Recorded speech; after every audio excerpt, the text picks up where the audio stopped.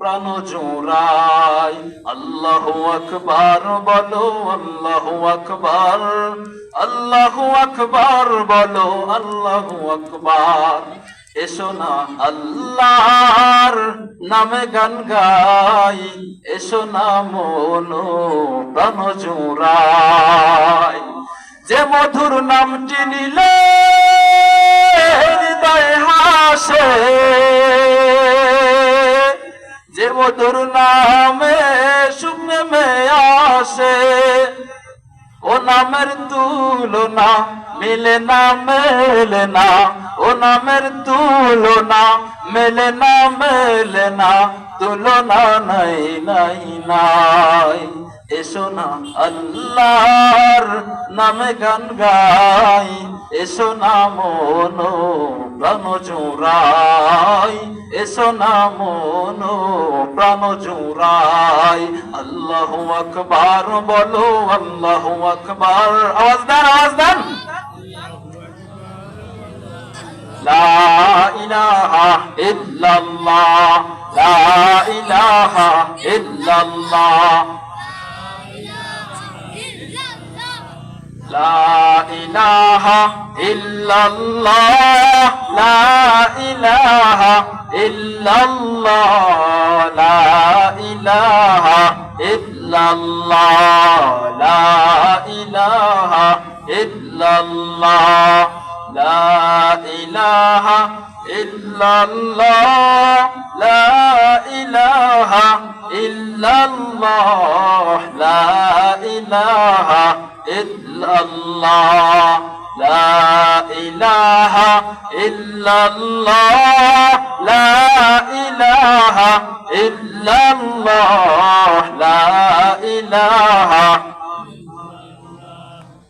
লা ইলাহা ইল্লাল্লাহু মুহাম্মাদুর রাসূলুল্লাহ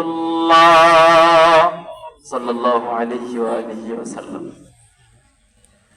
সম্মানিত উপস্থিতি, আমরা আলোচনায় আসি। সাউন্ড একটু বাড়ান গেলে বলেন। আল্লাহ পাক রব্বুল আলামিনের আয়াত থেকে, কোরআনুল কারীম থেকে দুই জায়গা থেকে একটি আয়াত করে তেলাওয়াত করেছি। আল্লাহ পাক রব্বুল আলামিন কোরআনুল কারীমের একদম শুরুতে সূরাতুল ফাতিহার মধ্যে থেকে একটি আয়াত তেলাওয়াত করেছি। আল্লাহ পাক রব্বুল আলামিন কোরআনুল কারীমের মধ্যে বলেন, আলহামদুলিল্লাহি রাব্বিল আলামিন আর রহমানির রহিম।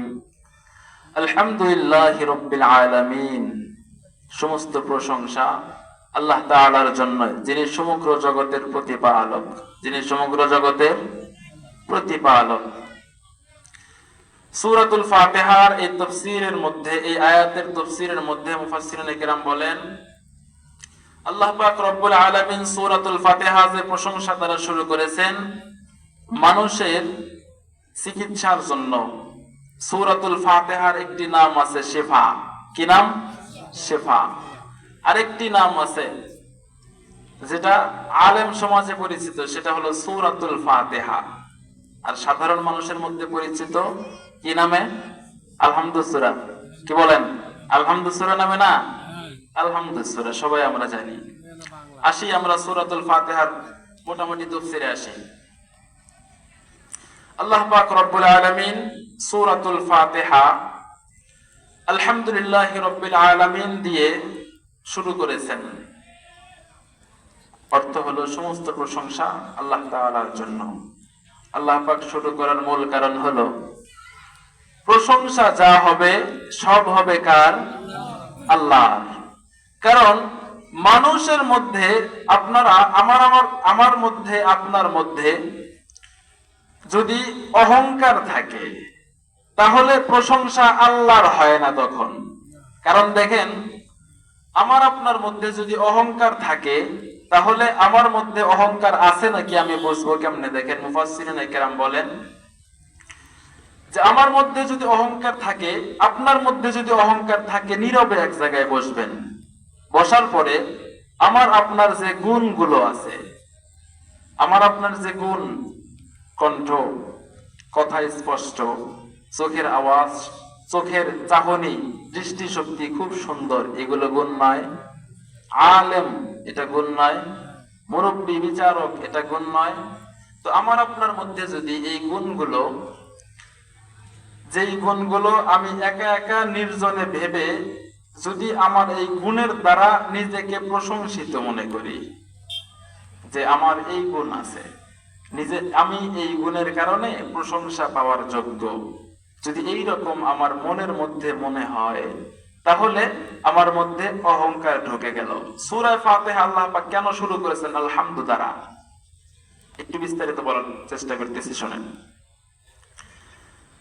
মানুষের মধ্যে অহংকার ঢোকে হলো, অহংকারের পদ্ধতি হলো চারটা। অহংকার